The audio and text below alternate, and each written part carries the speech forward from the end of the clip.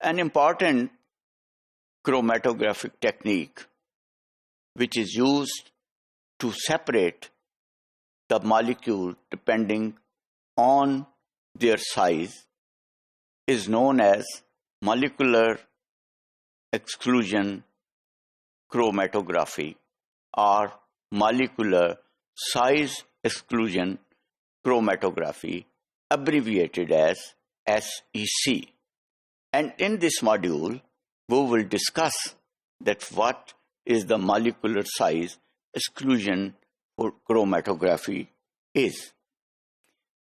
Now, molecular exclusion chromatography is generally used primarily for analytical assays and semi-preparative purification.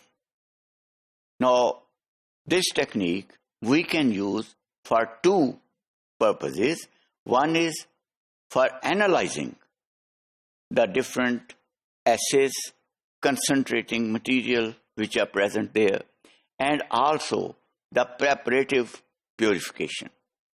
Preparative purification is that if we have large number of molecules present in a solution, we can separate them, we can concentrate them, and we can also estimate or make the assay that what is the concentration of that particular compound.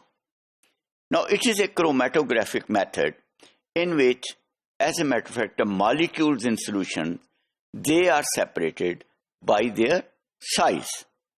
By their size, they are separated, and in some cases, by the molecular weight. These are the two important factors which are used in this technology to separate those molecules, that is, their size and their molecular weight.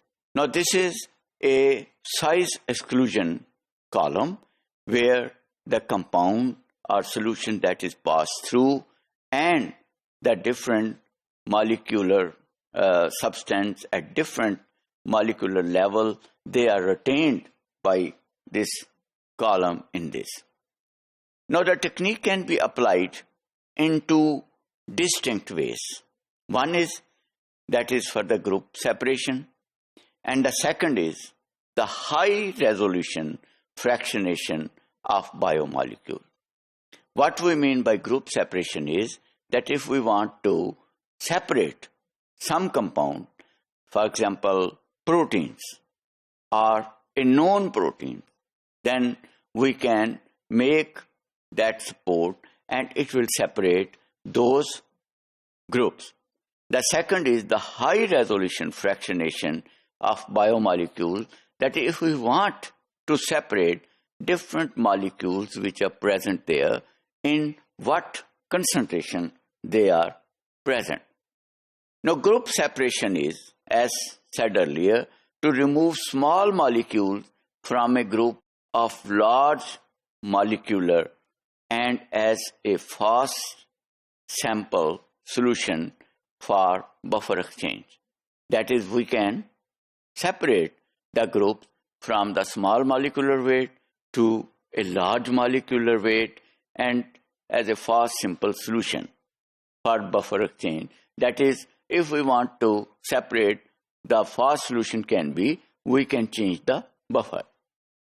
Small molecule such as excess salts, which is known as desalting, that is, if the small molecule which are salts are present, or the free labels that can be easily separated. Small molecules and in the case of group.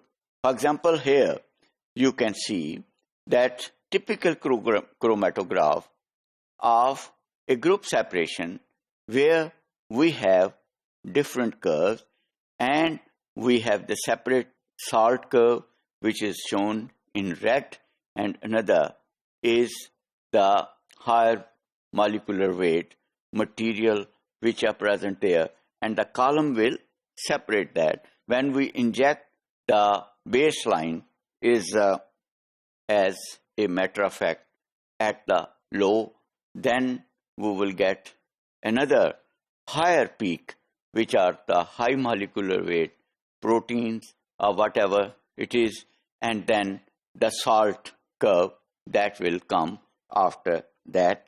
And this will give us a very clear resolution of these separating material. So high resolution fractionation, gel filtration is used in fractionation mode. That is, we can use this as a fractionation mode, and it uses porous particle to separate multiple components in a sample on the basis of difference of their size. That is, if we want to make high resolution, then we will have to use the different fraction of the support, and which will have a porous particles which will separate those compounds according to the porosity. Now, in this case, what happened? That molecules that are smaller than the pore size can enter the particles. Of course, if the pore size is bigger, then the molecules which are smaller, they can enter into there.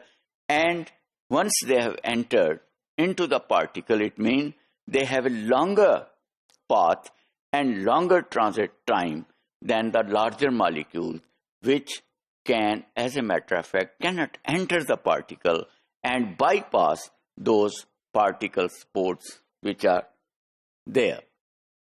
Now, for example, as shown in this diagram, there are porous particles, and when a small molecules are there, they are attached or they entered into the particle because the pore size is bigger. Whereas the material which has got a larger size, that will bypass those particles that support and will come out earlier first, and whereas the small particle or small molecule, that will come after that in the size exclusion.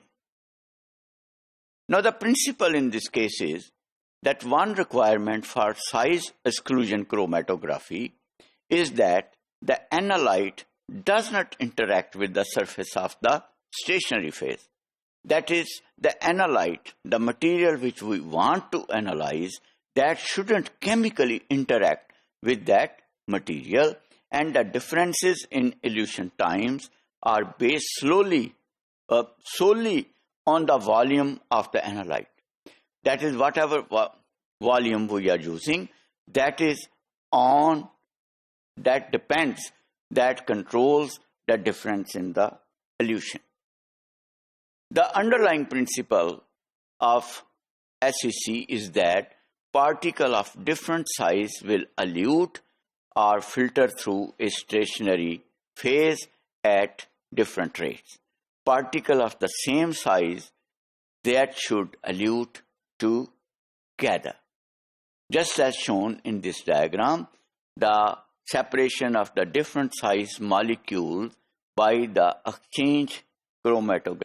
In this diagram, we have shown the different mode of the separation of different size molecules by exchange chromatography.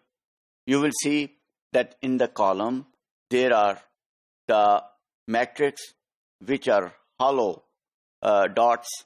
Then there are large molecules which are indicated by the large dot, and the small solute molecules which are also present.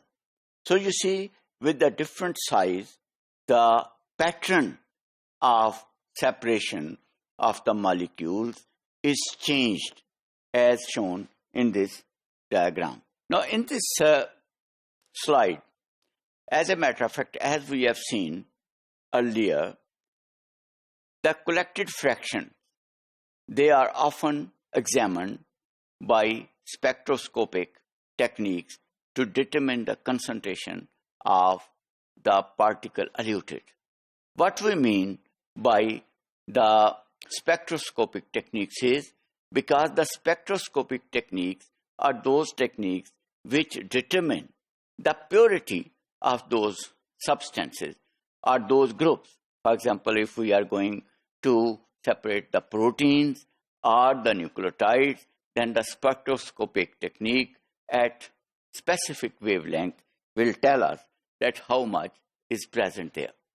Now, the advantage of this technique is that the molecules, they do not bind to the medium. Since they are not bound to the medium, so the buffer composition does not directly affect the resolution of the component.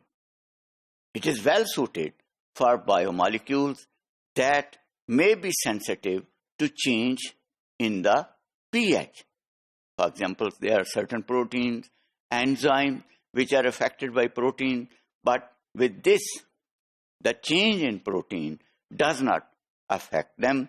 At the same time, the concentration of salts or the metal ions or the cofactor do not affect the separation. Now, it can also be used after any chromatography technique because the components of any solution buffer will not affect the final separation. So it means that this technique can be used for the material which we have obtained or which we have purified by using any of the chromatographic techniques which are described earlier, and then the material which we get from them, we can separate them on the basis of the molecular size or on their molecular weight.